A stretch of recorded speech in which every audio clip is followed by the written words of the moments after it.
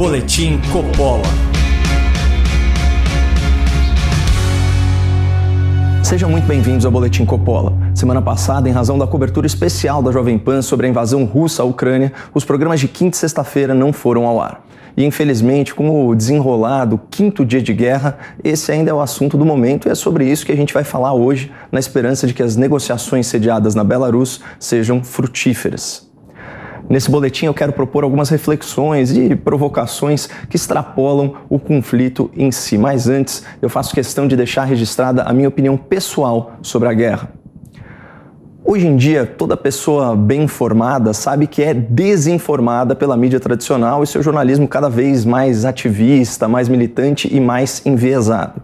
A mesma imprensa progressista que pressionava pelo enfraquecimento da influência militar do Ocidente, agora finge surpresa com as consequências óbvias das políticas de desmilitarização que apoiou ao longo dos anos naquela ânsia de frear o imperialismo americano. Essa mesma imprensa celebrou o Prêmio Nobel da Paz de 2009, concedido por antecipação ao presidente Barack Obama, cuja política externa foi um fiasco que contribuiu para um mundo mais inseguro, mais radicalizado, viabilizando o fortalecimento do Estado Islâmico e o ressurgimento do Talibã. A propósito, foi durante o governo do Obama, em 2014, que o estratégico território ucraniano da Crimeia foi ocupado e anexado pela Rússia. Essa mesma imprensa também zombava dos métodos e da retórica do Donald Trump, enquanto ele celebrava tratados de paz sem precedentes no Oriente Médio, pressionava a China comercialmente e continha os ímpetos nucleares do Kim Jong-un e as pretensões neossoviéticas do Vladimir Putin. Ou seja, eu tenho plena consciência da credibilidade dessa imprensa e espero que você também. Mas é importante lembrar que até um relógio quebrado acerta a hora 2 vezes ao dia. E essa guerra, condenada pela mídia tradicional, é um desses casos, porque não existe justificativa plausível para a invasão da Ucrânia, um Estado soberano e pacífico, cujo governo foi democraticamente eleito e cujo povo, livre e em pleno gozo da sua autodeterminação, optou por viver de forma independente e autônoma, inclusive destituindo o governo alinhado à Rússia em 2014. Assim como o Brasil, a Ucrânia tem todo o direito de participar da aliança internacional que bem entender, seja ela comercial, humanitária ou militar, ou não. É evidente que essa invasão viola convenções, viola tratados internacionais subscritos pela própria Rússia. Mas além do reconhecimento da absoluta ilegalidade do ato, é importante que o mundo faça um juízo moral sobre o que está acontecendo. Trata-se de um ataque preventivo e covarde em resposta antecipada a uma hipotética e improvável adesão de um país, a Ucrânia, a uma organização internacional, a OTAN. É justo isso? Claro que não. Ainda mais uma invasão sob pretextos ridículos, como a desnazificação do exército e do governo ucraniano, que, vejam só, é presidido por um judeu, eleito com mais de 70% do voto popular em 2019. Em síntese, a minha mensagem para a audiência é a seguinte: não deixem que os erros da imprensa diminuam o peso dos erros do Kremlin. Essa guerra não é legítima. No próximo bloco, nós vamos comentar o perfil das lideranças ocidentais em comparação com o presidente russo Vladimir Putin, à luz daquele famoso provérbio oriental: homens fortes criam tempos fáceis e tempos fáceis geram homens fracos, mas homens fracos criam tempos difíceis e tempos difíceis geram homens fortes. Onde será que nós estamos nisso aí? É isso que a gente vai tentar responder depois do intervalo. Boletim Coppola.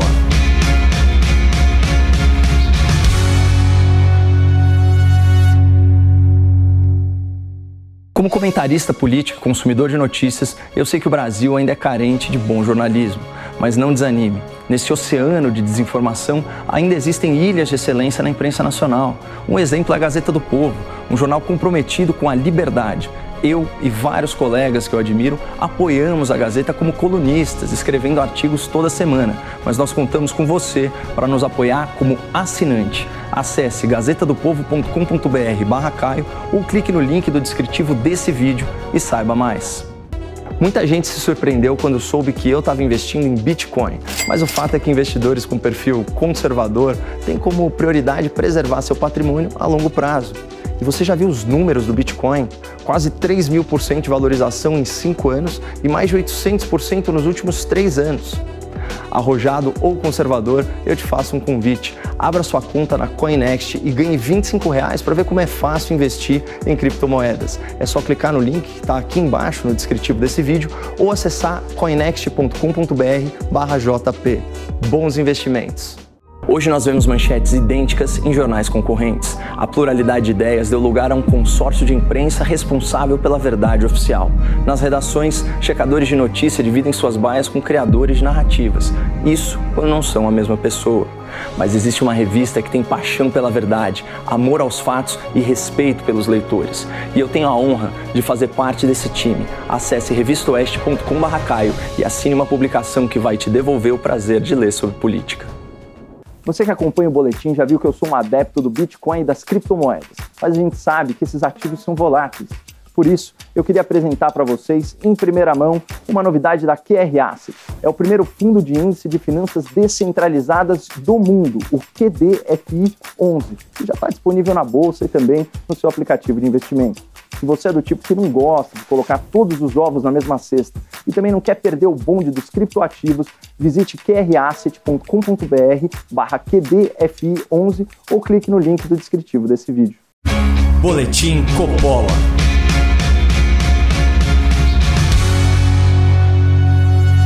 Sejam bem-vindos de volta ao Boletim Coppola sobre a invasão russa à Ucrânia. Como prometido, eu vou compartilhar com vocês algumas provocações sobre os diferentes perfis de liderança envolvidos nesse conflito. A minha análise completa foi publicada sexta-feira num artigo intitulado 4 Tragos de Vodka, que você pode acessar visitando a revistaoeste.com/Caio. Eu vou deixar o link para esse texto no descritivo do nosso vídeo no YouTube. Então vamos começar esse segundo bloco falando um pouquinho das origens do Vladimir Putin, que nasceu lá em Leningrado ou São Petersburgo em 1952, onde viveu com a sua família em condições modestas em um apartamento comunitário. Bom, por uma coincidência incrível, o avô paterno do presidente da Rússia, o Spiridon Putin, era cozinheiro pessoal do Lenin e de outros líderes da Revolução Russa. E quando Stalin tomou o poder, o chefe Putin e a sua esposa foram poupados da carnificina promovida pelo ditador paranoico que enxergava a traição até na sua própria sombra. Sobre esse fato, o Putin neto, atual presidente da Rússia, fez o seguinte comentário, aspas, eles eram provavelmente valorizados por serem pessoas de confiança. Mas calma que tem muito mais drama na família. Putin, o pai, nasceu em 1911, quando a Rússia ainda vivia sob regime czarista. E logo na infância, esse cara testemunhou uma revolução, uma guerra civil, uma guerra mundial e a fome russa, que matou aí cerca de 5 milhões dos seus conterrâneos.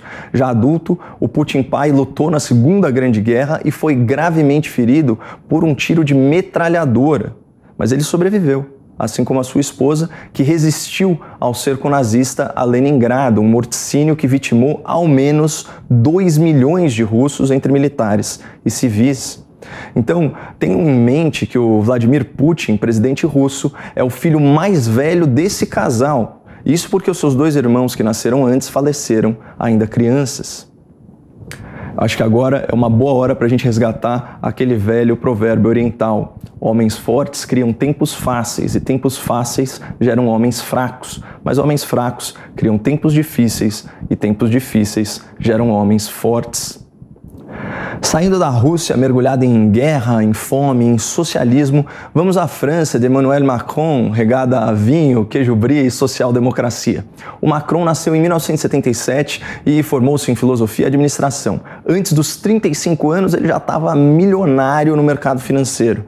Como político, a gente sabe bem, Macron é um apaixonado pelos holofotes. Vocês lembram quando o presidente francês tentou disfarçar o seu protecionismo agropecuário contra o Brasil com aquela narrativa ambientalista? Aquela postagem lacradora e sensacionalista do Macron sobre a Amazônia em chamas rendeu quase 150 mil coraçõezinhos e vários retweets dos famosos. É uma crise internacional, alertou o presidente francês. O problema é que ele usou a foto de um incêndio de décadas atrás e deu informações cientificamente imprecisas, ou seja, fez fake news. Outro que já usou a Amazônia para bravatear, para capitalizar politicamente foi o presidente americano Joe Biden, que num debate eleitoral sugeriu o pagamento de algo como 20 bilhões de dólares para que o Brasil parasse de destruir a Amazônia. A população brasileira, é claro, aguarda ansiosa a chegada desse investimento, assim como os pagamentos pelo nosso crédito de carbono. Mas enquanto isso, vale lembrar a ameaça que o Biden fez ao Brasil. aspas, se não parar de destruir a floresta, vai enfrentar consequências significativas. Vocês percebem o contraste? O Putin, que já foi tenente-coronel da KGB, é uma criatura ideológica das entranhas da União Soviética, foi forjado nas mazelas da cortina de ferro e tem uma visão de longo prazo norteando as suas movimentações geopolíticas, ainda que elas sejam moralmente condenáveis, como a gente já falou. Já as lideranças ocidentais, como Macron, como Biden, são políticos de convicção muito frágil, que dão status de crise internacional para uma fake news sobre a Amazônia. São líderes que fazem ameaças vazias, ameaças midiáticas, conforme a conveniência do momento. E esse embate na Ucrânia não deixa de ser um confronto entre esses dois estilos de liderança. Do lado errado da história, um líder de pulso firme e ação decisiva. Do lado certo, líderes hesitantes, de discurso fluido. É torcer para que a opinião pública internacional consiga arregimentar e pressionar muitos dos nossos fracos a fazerem frente aos poucos fortes que, infelizmente, estão ditando o rumo das coisas. A nossa solidariedade ao povo ucraniano e a nossa profunda admiração àqueles que resistem à tirania arriscando a própria vida. Muito obrigado e fiquem com Deus. Realização Jovem Pan News.